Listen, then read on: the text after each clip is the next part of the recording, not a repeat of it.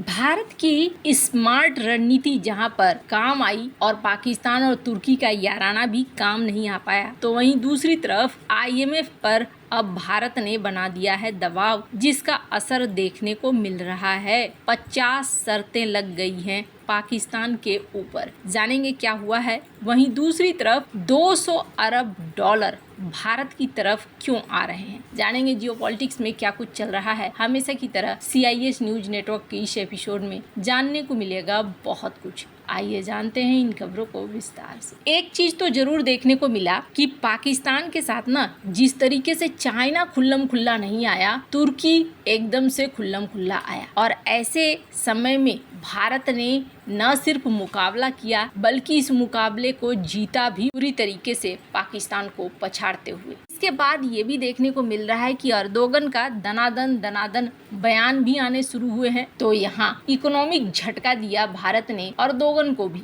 और इसका अंदाजा आप ऐसे लगा सकते हैं कि तुर्की की कंपनी सिलेवी एविएशन इस समय अपने सबसे बुरे दौर से गुजर रही है। ये कंपनी जो 9 एयरपोर्ट का काम संभालती थी, कंपनी को एक ही दिन में करीब 1700 करोड़ रुपए का नुकसान हुआ है। सिलेवी की कमाई का 1/3 हिस्सा जो भारत से आता था वो बुरी तरीके से यहाँ पिट गया है। इस्तांबुल स्टॉक एक्सचेंज में सिलेवी के शेयर 20% तक गिर गए हैं। 16 मई को शेयर 222 पॉइंट गिरकर 2002 लीरा पर आ गए। तुर्की की करेंसी का नाम लीरा है। तो भारत का असर जहां तुर्की के शेयर मार्केट में देखने को मिला, तो वहीं दूसरी तरफ पाकिस्तान के ऊपर भी देखने को मिला। IMF ने 9 मई को, यानी कि जब ये लड़ाई शुरू हो गई थी, ऑपरेशन सिंदूर शुरू हो चुका था, तब ही पाकिस्तान को $1 बिलियन की आर्थिक सहायता मंजूर की थी। वैसे आपको बता दूं, ये जो सहायता है पहले से है $7 बिलियन। उसी में कुछ पार्ट्स होते हैं, उसी तरीके से अगला पार्ट, अगली मंजूरी दी गई $1 बिलियन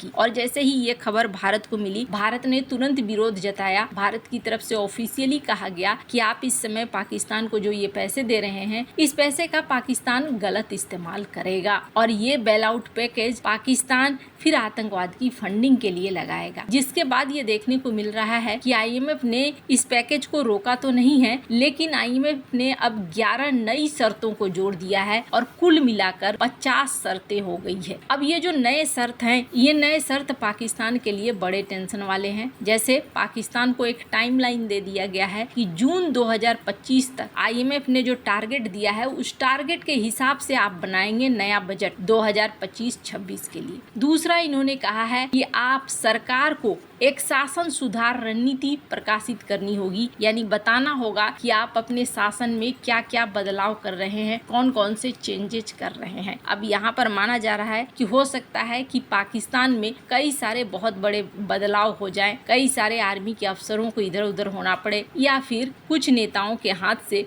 पोर्टफोलियो छीना जाए। ये सारी चीजें अब IMF की कथित तौर पर शर्तों में शामिल दिख रही हैं। वहीं दूसरी तरफ आर्थिक सुधार पर भी जोर दिया गया है और कहा गया है कि IMF ने चेतावनी दी है कि सबसे पहले तो भारत के साथ तनाव को कम करो, वरना आर्थिक और सुधार के जो टारगेट बनाए हैं तुमने, वो खतरे में पड़ जाएगा। यानी कि मेरे पैसे तो ले लोगे, इधर जंग लड़ने लगोगे तो तुम सुधार क्या खाक करोगे। अब अभी का एग्जाम्पल देखिए, भारत ने कथित तौर पर 11 से 12 एयरबेस को उड़ा दिया है, जिसके बाद एक निविदा निकाली गई है पाकिस्तान की तरफ से कि हमें अपने एयरपोर्ट को ठीक करना है। एक कॉन्ट्रैक्ट निकाला गया है। तो आप सोचिए, अगर IMF पैसे दे रहा है, इन पैसों का तो फिर दुरुपयोग ही होगा। ऐसे में IMF ने ये भी चेतावनी दी है। पर सबसे खासा बताया जा रहा है आतंकवाद को कंट्रोल करने की बात। भारत की चिंताओं को देखते हुए IMF ने संकेत दिया है कि पाकिस्तान को आतंकवाद विरोधी उपायों को और सख्त करना होगा ताकि सहायता का दुरुपयोग न हो। अब इन्होंने ये सारी बातें कह दी हैं,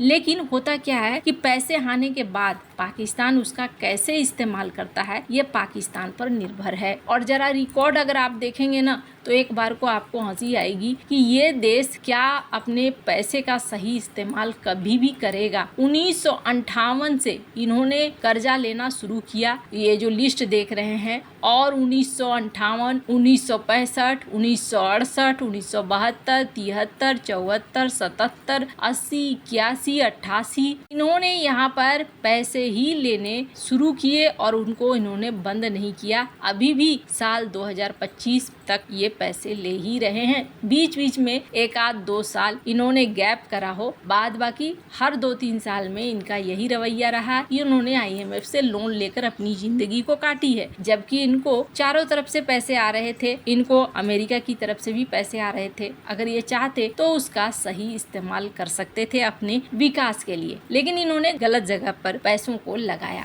भारत ने काफी विरोध किया, शर्तें दे दी गई है, लेकिन पैसे को रोका नहीं गया है। पर ये जो शर्तें क्यों लगाई गई है, आपको बता दूं, खुद अमेरिका में भी विरोध होना शुरू हो गया था, जिसमें अमेरिकी पेंटागन के एक्स एडवाइजर माइकल रूबिन ने कहा था कि अमेरिका जो ये IMF बेल आउट पैकेज दिलवा रहा है, अब ये कह रहे हैं कि ये दिलवा रहा है, वैसे तो IMF एक संस्था है, ये एक गलत बात है, ये नहीं दिया जाना चाहिए। तो ऐसे विरोध देखने को मिलने लगे। अब IMF ने इन कड़ी शर्तों को लगा तो दिया है, पाकिस्तान पूरा करेगा नहीं करेगा ये उनकी रणनीति पर निर्भर करता है। खैर, अब जहां अंतर्राष्ट्रीय संस्थाएं अपने हिसाब से काम करती हैं, तो वहीं भारत की बात करें तो भारत ने जहां ऑपरेशन सिंदूर में अपनी जीत दर्ज की, तो वहीं दूसरी सबसे बड़ी चीज ये देखने को मिल रही है कि आर्थिक तौर पर भारत ने एक गजब कामयाबी हासिल कर लिया है। मैंने पहले भी कहा था कि ये जो ऑपरेशन सिंदूर है, इसके बाद ना भारत ने एक तीर से कई निशाने साध लिए हैं और ये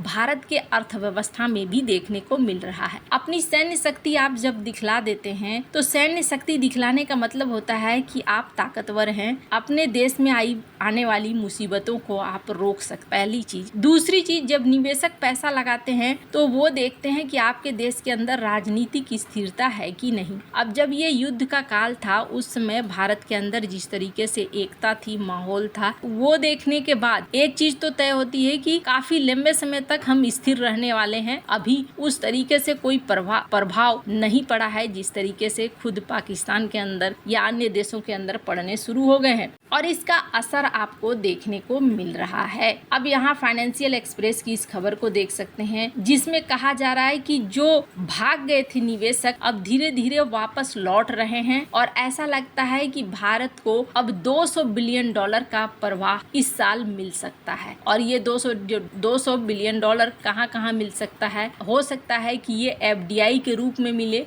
यानी कि रियल एस्टेट सेक्टर में, इंफ्रास्ट्रक्चर में ये आए, बाहर से भी आए। वहीं दूसरी तरफ इन्होंने कहा कि पब्लिक मार्केट में भी $100 बिलियन आएगा, क्योंकि जिस तरीके से जियोपॉलिटिकल कंडीशन बन रहा है, ये कंडीशन भारत के पक्ष में जाता जा रहा है, भारत को स्थिर और आर्थिक तौर पर बहुत मजबूत दिखला रहा है। वैसे आपको क्या लगता है, इन सब मामले में आपकी क्या राय है? कमेंट कर जरूर बताएं। जल्द मिलते हैं अगले वीडियो में नई खबर के साथ।